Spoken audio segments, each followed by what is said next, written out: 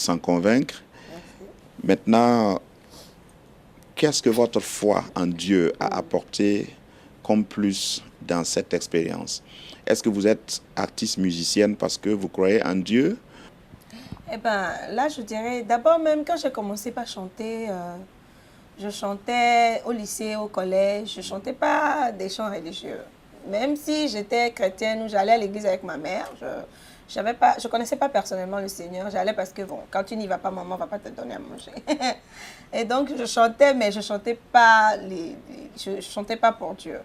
C'est quand j'ai intégré le groupe musical de l'église dont je parlais, que je crois que j'ai rencontré Jésus moi-même et que j'ai compris en fait que le don de chanter, c'est le Seigneur qui me l'a donné et il voudrait que je le mette à son service. Quand je l'ai compris, là, je me suis dit, il faut que je fasse attention.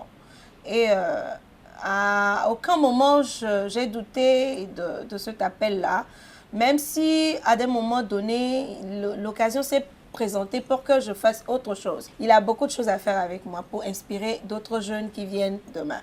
C'est ce que Dieu veut que je fasse dans ma vie. Et une fois que je l'ai découvert, même si j'avais 17 ans, 18 ans, je dis, c'est ce que Dieu veut que je fasse et c'est ce que je ferai. Même si c'est difficile, c'est parce que même des fois, c'est quand c'est difficile que tu sais que c'est ce que tu dois faire. Parce que si tout allait comme si des roulettes, tu comprendrais que c'est un peu trop facile. Donc, je crois que c'est peut-être quand même que c'est difficile, que je comprends que plus je dois pousser, parce que c'est ce que je dois faire pour le Seigneur. Le chemin de la vie, là, je dirais, si le Seigneur t'appelle, même si les gens te le disent, ce sera une confirmation.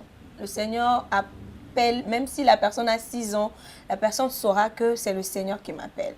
Alors, toi qui regardes cette émission, qui sais que le Seigneur t'a appelé et que tu as quelque chose, soit chanter, soit prêcher, évangéliser, que tu dois faire quelque chose pour le Seigneur, moi, le premier conseil que je donnerais, c'est d'abord chercher une couverture spirituelle.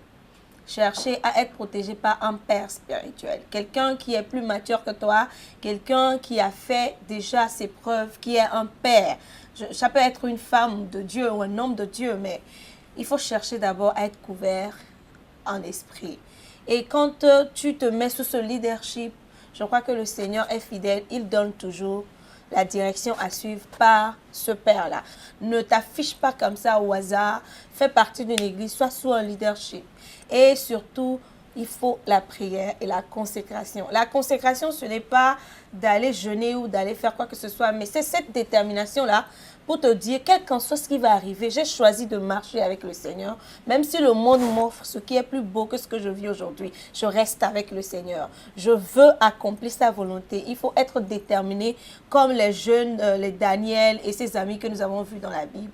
Il faut être déterminé parce que le monde sera toujours là pour te tenter, pour t'offrir de meilleures choses et te dire que tu pourras gagner plus que là où tu es pour servir Dieu. Mais moi, je vous dis, il n'y a rien de plus noble que de travailler pour Dieu. C'est un privilège d'être choisi, élu par Dieu pour son œuvre.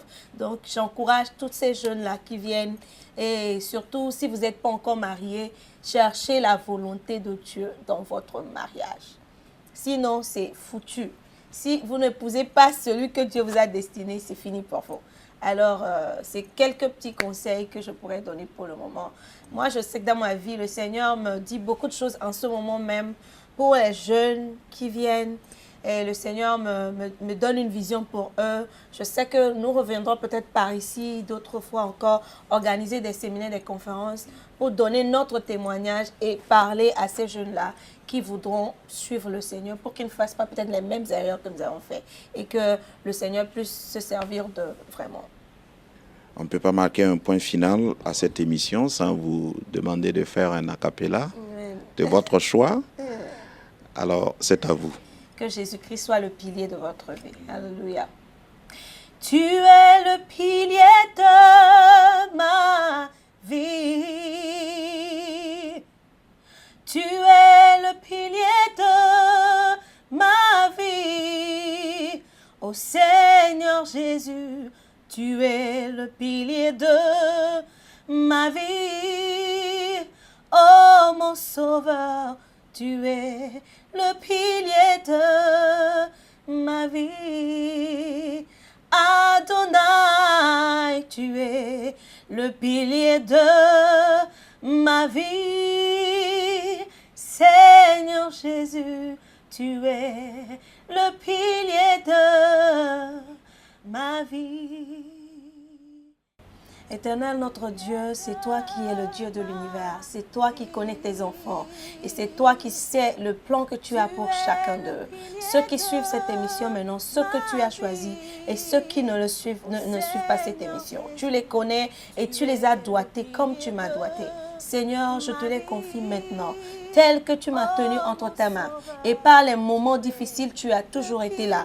Tu m'as dit que tu ne m'abandonneras jamais et tu l'as prouvé. Je prie afin que cette grâce soit déférée sur leur vie en ce moment. Je prie afin que cette grâce leur soit accordée, qu'ils soient dans ta main et que tu ne les abandonnes jamais. Que par les moments difficiles, ils sentent que tu es avec eux et que tu sois cette couverture, que tu sois cette rempart, cette force qui les garde et qui les couvre durant toute leur vie. Je prie afin que tu diriges chacun d'entre eux. Je prie aujourd'hui que tu les diriges vers leur leader, que tu les diriges vers leur père, celui qui peut les garder de ta part et qu'ils puissent accomplir ta volonté. Je prie que cette grâce leur soit accordée maintenant. Révèle-toi à eux comme tu t'es révélé à moi et parle-leur, dirige-les, sois leur guide comme tu l'as fait dans ma vie et que toute la gloire te revienne. Au nom de Jésus, nous avons prié. Amen. Que le Seigneur soit le pilier de votre vie. Amen. Le pilier de ma vie.